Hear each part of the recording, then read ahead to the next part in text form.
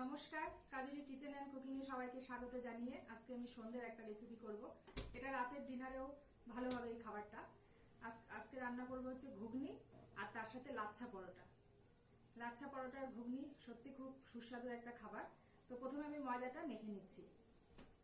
এখানে আমি 500 গ্রামের বেশি ময়দা নিয়েছি, প্রায় 600 গ্রাম ময়দা নিয়েছি। এখানে দিয়ে দিচ্ছি প্রথমে পরিমাণ মতো লবণ। এখানে স্বাদ মতো লবণ দিয়ে দিচ্ছি। দিয়ে দিচ্ছি একটু চিনি, এটা স্বাদের জন্য চিনিটা দিলে, আর চিনি দিলে একটু সফট হয়। এবার দিয়ে দিচ্ছি রিফাইন্ড অয়েল ময়ানের জন্য। এখানে এই সবটুকু অয়েলে আমি দিয়ে দেবো।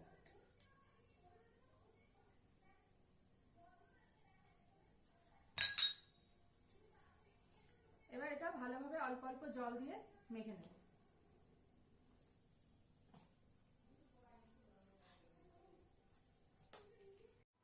এবার আমি অল্প অল্প জল দিয়ে ভালো করে মেখে নেব।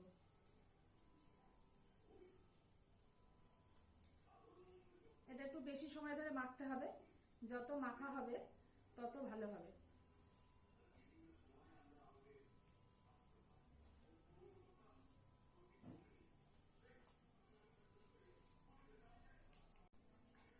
ময়দাটা খুব ভালোভাবে এভাবে মেখে নিতে হবে, যতটা সম্ভব এভাবে জোর দিয়ে খুব সুন্দর করে, তাহলে খুব ভালো লাচ্ছা পরোটা তৈরি হবে।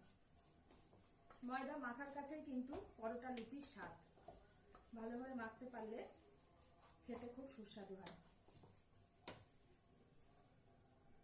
হাতে একটু অল্প তেল লাগিয়ে নিয়ে আমি আবার এটা ভালো করে মাখিয়ে নেব। দেখুন কতটা সুন্দর মাখা হয়েছে। খুব সুন্দর মাখা হয়ে গেছে, বোঝাই যাচ্ছে ময়দাটা কত সুন্দরভাবে মাখা হয়েছে। এবার আমি লেচি কেটে নেব। লাচ্ছা পরোটার লেচিগুলো একটু বড় বড় করে কেটে নিতে হবে। তারপরে আমি একটা বেলে দেখিয়ে দিচ্ছি। তো এবার লেচিগুলো কেটে নিই।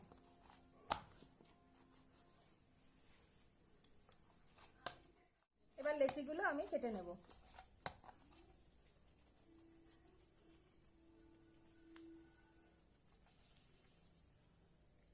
লেচিগুলো এরকম করে বড় বড় করে কেটে নিচ্ছি। এই পরোটা একটা করে খেলেই কাফি।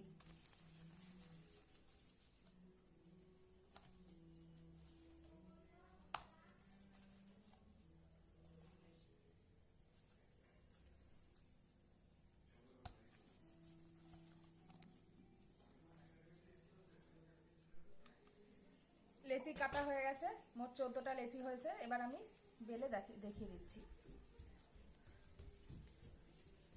খুব সুন্দর সফট হয়েছে, হাতে নিলেই বোঝা যাচ্ছে কতটা সফট হয়েছে।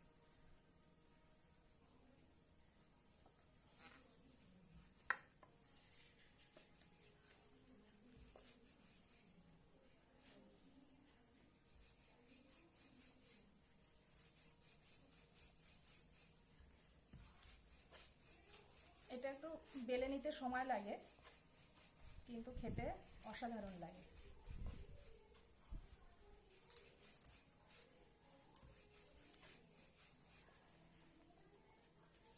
একটু ময়দা দিয়ে দিয়ে ভালোভাবে বেলে নেব।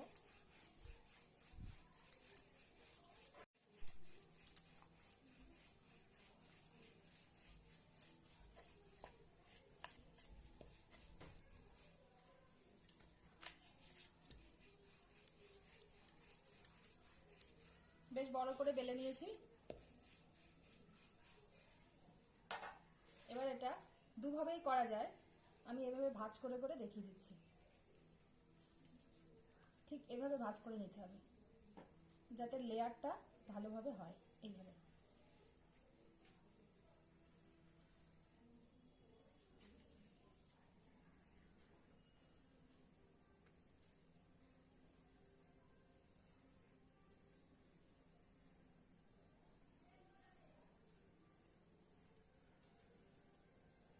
দেখুন, ঠিক এইরকম হবে। প্রত্যেকটা লেয়ার এভাবে বোঝা যাবে ভাজার পরে। এবার এটাকে আমি গোল করে নেব।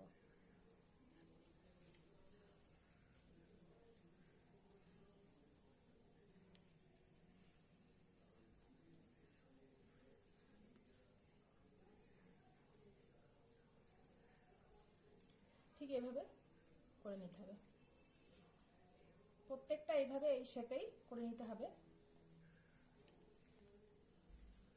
এবার হালকা হালকা চাপ দিয়ে এটাকে একটু বেশি বড় না, সামান্য একটু বড় করতে হবে যাতে লেয়ারগুলো থেকে যায়। খুব হালকা হালকা চাপ দিতে হবে এটা।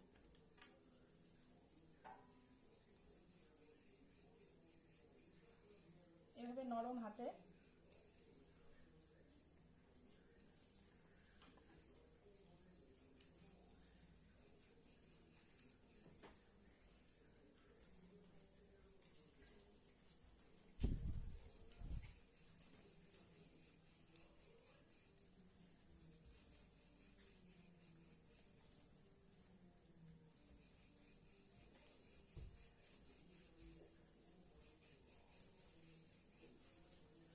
এই পরোটাগুলো বেলতে একটু সময় লাগবে ঠিকই, কিন্তু খাওয়ার সময় বোঝা যাবে যে কতটা সুস্বাদু খাবার।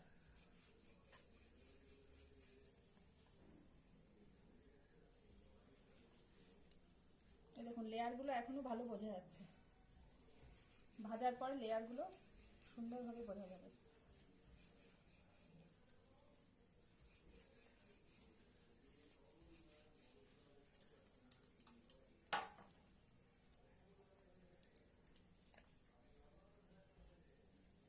তো এইভাবে প্রত্যেকটা বেলে নেব। এটা খুব বেশি বড় হবে না, হাতের সাহায্যে করে নিলে আরো ভালো হয়।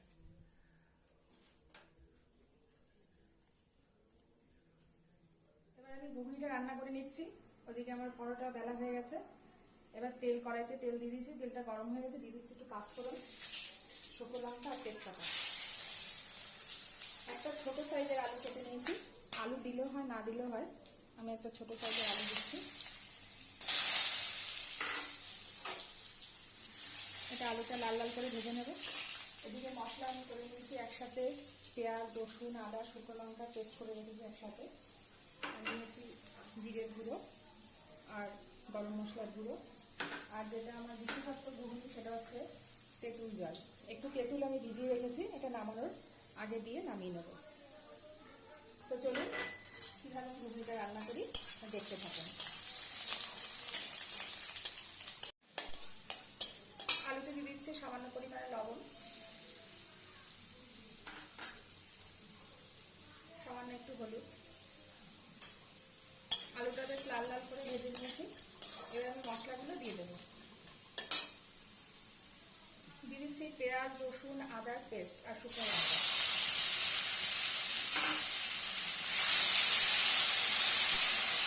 ভালোভাবে কষে নেব।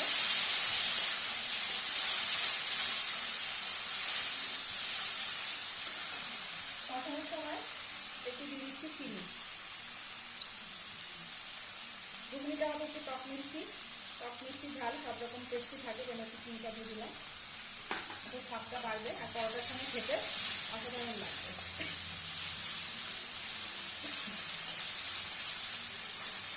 মশলাটা ভালোভাবে কষা হয়ে গেলে আমি জিরের গুঁড়োটা দিয়ে দেবো।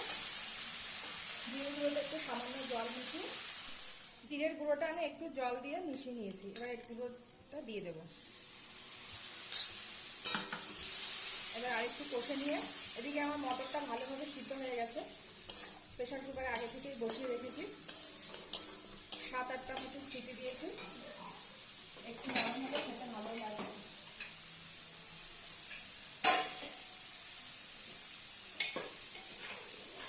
ভালোভাবে গলে গেছে এটা।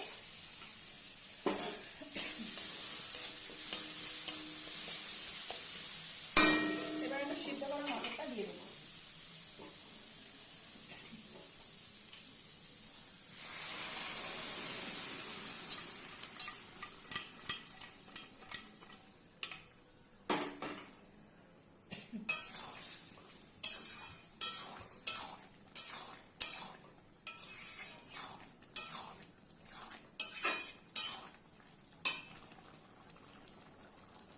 পরিমাণ মতো লবণ, খুব বেশি লবণ দেবো না, আগে দেওয়া ছিল।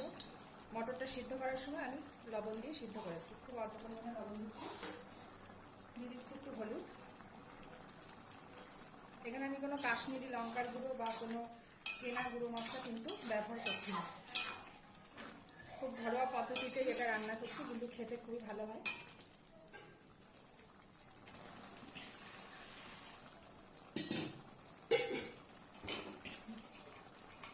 অল্প পরিমাণে একটু জল দিয়ে দিলাম। ওদিকে ঘুগনিটা হতে থাক, আর আমি এদিকে পরোটাগুলো আস্তে আস্তে ভেজে নিই। তাওয়াটা গরম হয়ে গেছে। এই দেখুন পরোটাটা ঠিক এইভাবে বেলা হয়েছে। আগে হালকা তাওয়ায় একটু সেঁকে নেব।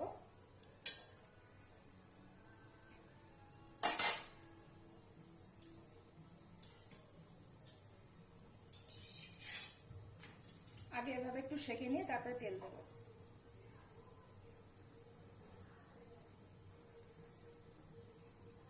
এগুলো খুব বেশি বড় করে বেলা যায় না, হাতের সাহায্যে আস্তে আস্তে করে বেলতে হয়, যাতে লেয়ারগুলো ভালো বোঝা যায়।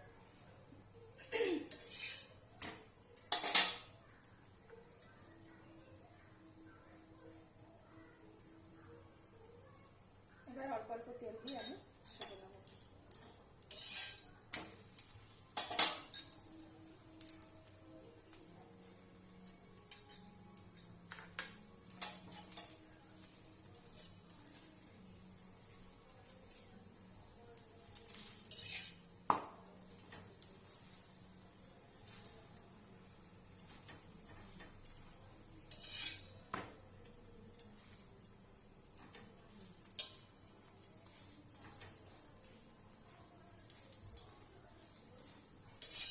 পরোটাটা একটু কড়া করে ভেজে নেব।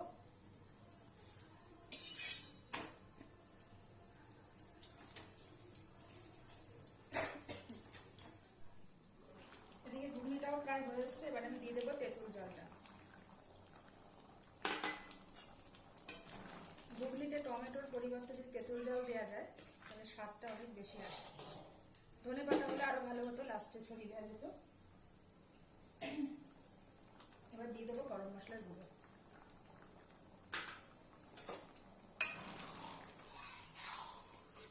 আর একটু সময় রেখে দিলে ঘুগনি রেডি।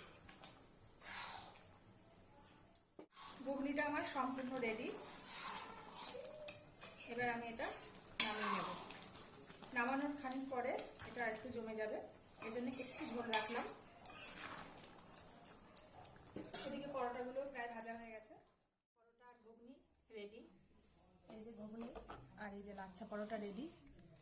এই দেখুন লাচ্ছা পরোটাগুলো কেমন লেয়ার হয়েছে। এই যে এইভাবে লেয়ারগুলো ভেঙে ভেঙে যাবে। এই যে প্রত্যেকটা লেয়ার কিন্তু বোঝা যাচ্ছে। এই যে খেতেও খুব সফট হবে। এই দেখুন এই লেয়ারগুলো কীরকম ফেটে ফেটে যাচ্ছে। আমি একটা ভেঙে দেখাচ্ছি। এই দেখুন।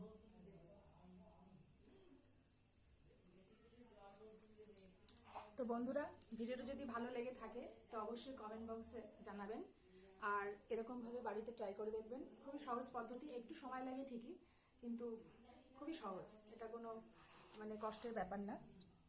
তো একবার এরকমভাবে করে দেখবেন কেমন লাগে। আর ঘুগনিটা খুব নর্মাল ঘুগনি হলেও খেতে খুব ভালো লাগে, যেহেতু লাস্টে তেঁতুলের জলটা দেওয়া হয়, তার জন্য ঘুগনিটা একটা স্পেশাল স্বাদ আসে। তো বন্ধুরা, আজ তাহলে আসি এই পর্যন্তই। পরের এপিসোডে দেখা হবে আবার। নমস্কার।